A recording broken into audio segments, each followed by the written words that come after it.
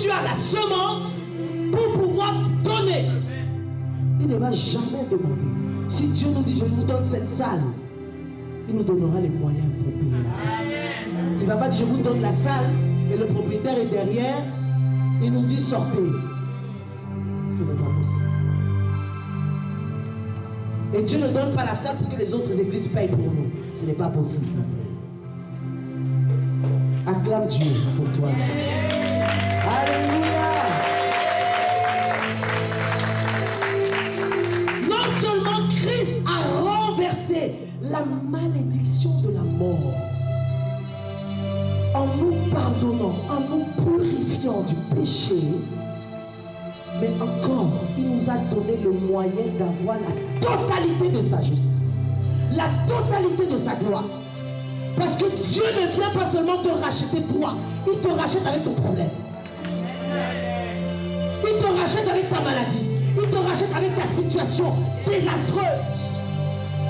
Je ne crois pas à un évangile qu'on dit qu'on est chrétien mais on est pauvre. Je ne crois pas à cet évangile. Quand Dieu nous rachète, il nous rachète avec la pauvreté. Parce qu'il va la changer. Parce qu'il va la transformer.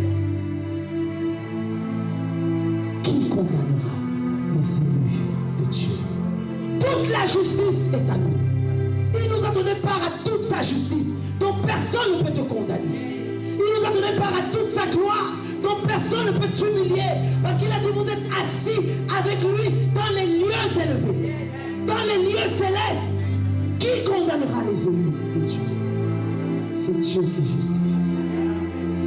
Il ne te pardonne pas seulement, mais il te donne le moyen d'avoir la totalité de sa justice.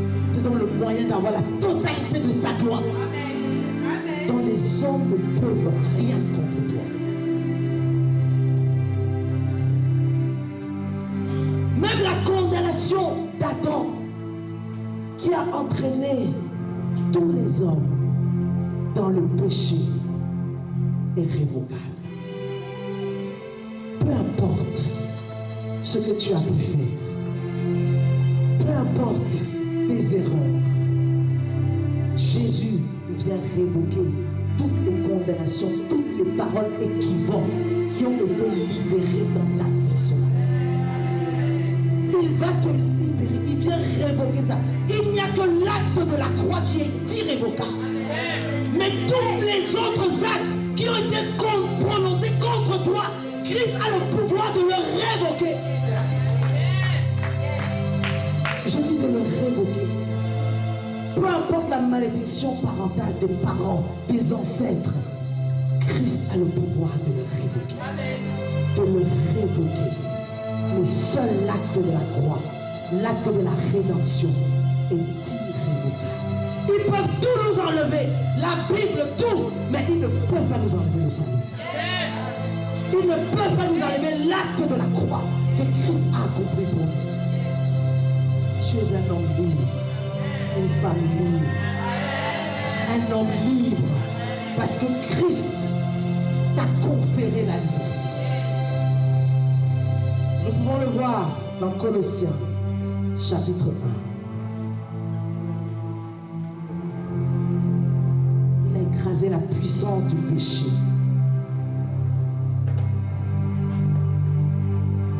Alléluia. Colossiens 1, verset 13. Colossiens 1, verset 13.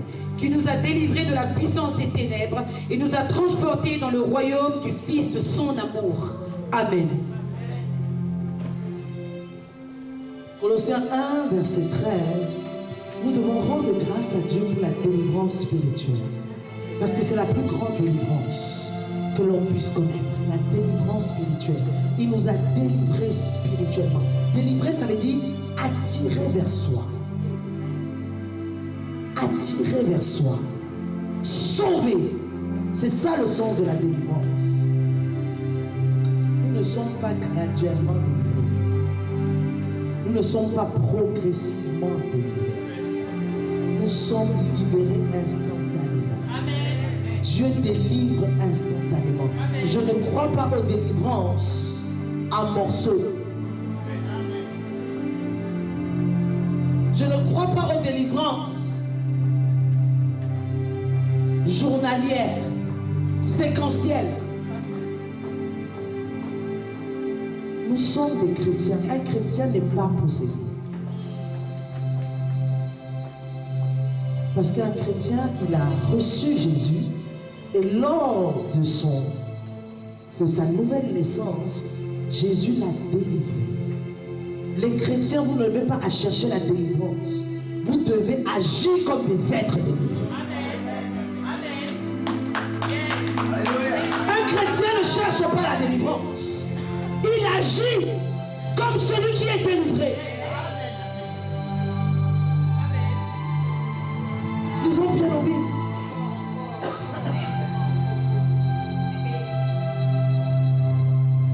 Vous savez, lors de l'arrestation de Jésus, Satan a déployé toutes ses forces surnaturelles, toutes les forces des ténèbres contre lui.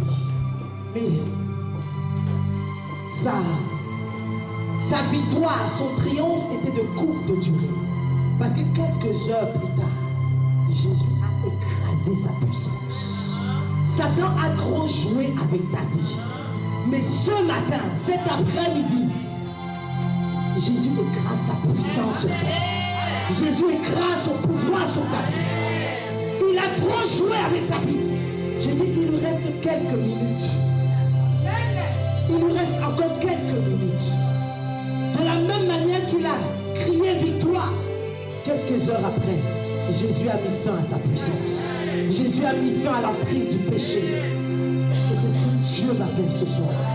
Pour ta vie. Et je peux te dire, et ça sera définitif. Il n'y aura plus d'autre délivrance que tu connaîtras. Il va te délivrer définitivement de la prise du péché. Il va te délivrer définitivement de la puissance de Satan.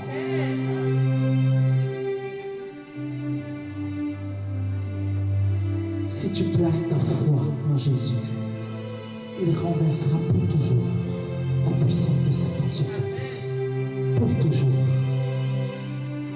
Pour toujours. Je disais que la liberté nous a été conférée par Dieu. Premièrement. Deuxièmement, la liberté nous a été conférée par Christ. La Bible dit que Jésus est né d'une femme. Il fallait que Jésus soit parfaitement Dieu pour que son salut possède la valeur infinie à la rédemption du péché. Voilà pourquoi on dit souvent le sang de Christ crie plus fort que le sang d'Abel. Parce que le sang d'Abel n'avait pas cette valeur infinie nécessaire à la rédemption du péché. Il ne pouvait pas. Mais Jésus devait être Dieu, parfaitement Dieu, pour que son sacrifice ait cette valeur. Deuxièmement, Jésus devait être homme, pleinement homme, pour pouvoir légitimement, je dis bien légitime, il n'y aurait pas de légitimité, pour pouvoir légitimement prendre sur lui mon châtiment, ton châtiment, en se substituant à l'homme. Voilà pourquoi il est venu comme le dernier Adam. Il devait venir comme un homme pour se substituer à toi.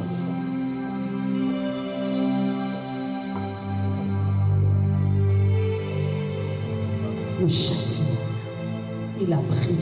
Il n'est pas venu comme le second Adam, comme le dernier. Parce que si on dit second, il peut avoir un troisième. Il n'en aura plus.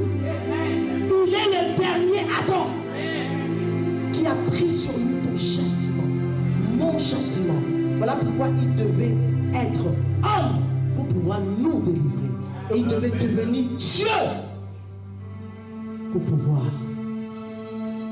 nous réconcilier. Il devait devenir homme pour pouvoir nous réconcilier, l'homme avec Dieu.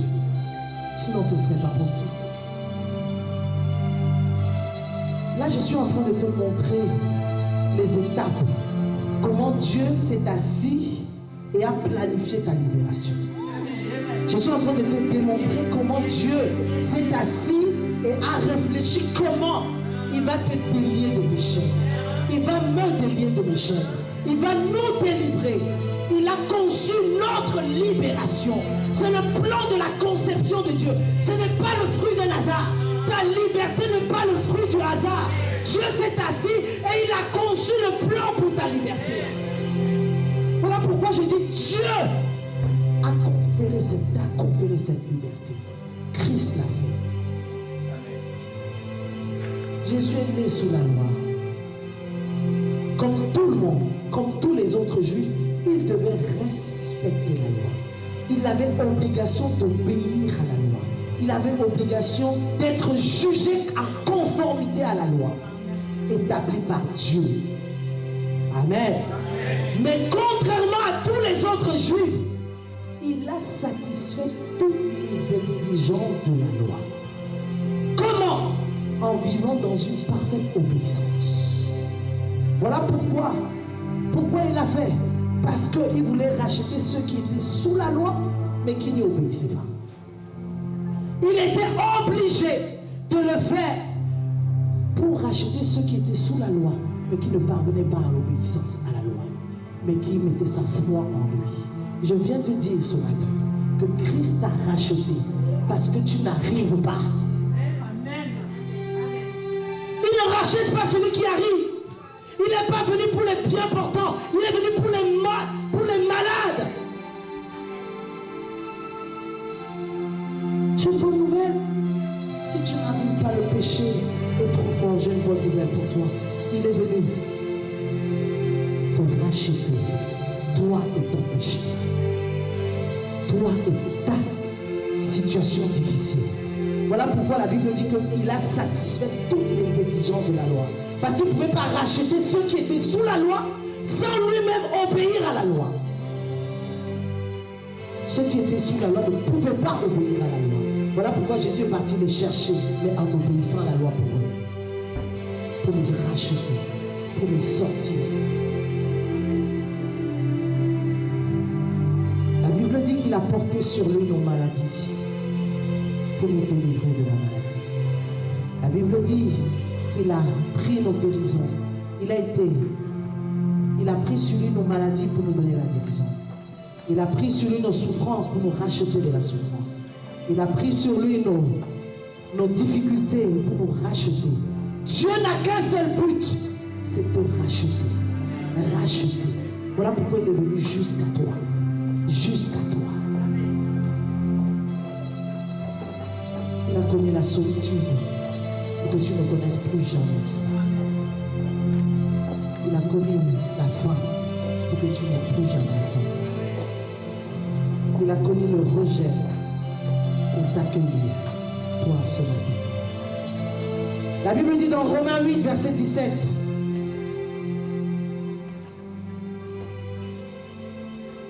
Nous sommes héritiers, c'est ça? Romains 8, verset 17. Si nous sommes enfants, nous sommes aussi héritiers. Héritiers de Dieu et co-héritiers de Christ. Quelle vérité merveilleuse, incompréhensible. Cela veut dire que si toi tu te donnes à Dieu totalement, Dieu te donne tout ce qui appartient à son Fils. Amen. Bien-aimé, le couronnement de notre relation avec Christ, c'est l'héritage de tout ce qui appartient à Dieu. Tout ce qui appartient à Dieu. Si j'ai une chose à te dire ce matin, donne-toi à Jésus. Donne-toi totalement à Dieu. Tout ce qui appartient à Dieu sera à toi. Tout ce qui possède le Fils, Dieu te le donne. Une seule chose, donne-toi à Jésus. Donne-toi à Dieu. Parce que Dieu ne bénit pas les païens. Dieu bénit ses enfants. Dieu bénit ses enfants. Troisièmement, le plan de la rédemption a été conçu par le Saint-Esprit. Le plan de ta libération a été conçu par le Saint-Esprit. La Bible nous dit que le Saint-Esprit a l'œuvre de la régénération. Et à cause du péché, les hommes qui ne sont pas régénérés sont esclaves de la mort. Sont esclaves. Sont sous le joug de l'esclavage. Mais parce que nous sommes des hommes régénérés, on ne peut pas demander la bénédiction à Dieu sans être régénéré. Le Saint-Esprit vient te régénérer en vue de restaurer tes finances. Le Saint-Esprit vient te régénérer en vue de régénérer ton mariage. Parce que Dieu ne bénit pas les païens. Donc le Saint-Esprit a cette œuvre de te libérer, de te régénérer, de te sortir de l'esclavage. Et il ne peut pas le faire sans la régénération de ta vie. De ta vie. Tous ceux qui ont des richesses sans Dieu, cela ne vient pas de Dieu. Parce que le Saint-Esprit a l'œuvre de la régénération en vue de restaurer nos vies. Peu importe ce que tu vis, Dieu, Jésus veut d'abord régénérer, le Saint-Esprit veut d'abord régénérer ta vie avant de restaurer ton mariage, avant de restaurer tes enfants. Parce que l'œuvre de la régénération fait partie de ta liberté. Fait partie de ta liberté. Ta liberté a été confirmée par Christ. La Bible dit, si donc le Fils vous affranchit, vous serez réellement libre. Je reviens encore réellement, pas partiellement, mais réellement libre. Dont ma liberté a été proclamée par Dieu, par Christ. L'Esprit du Seigneur est sur moi, il m'a oint. Romains 6, verset 22 nous dit ceci, vas-y. Romains 6, verset 22. Mais maintenant étant affranchis du péché et devenus esclaves de Dieu, vous avez pour fruit la sainteté et pour fin la vie éternelle. Amen. Christ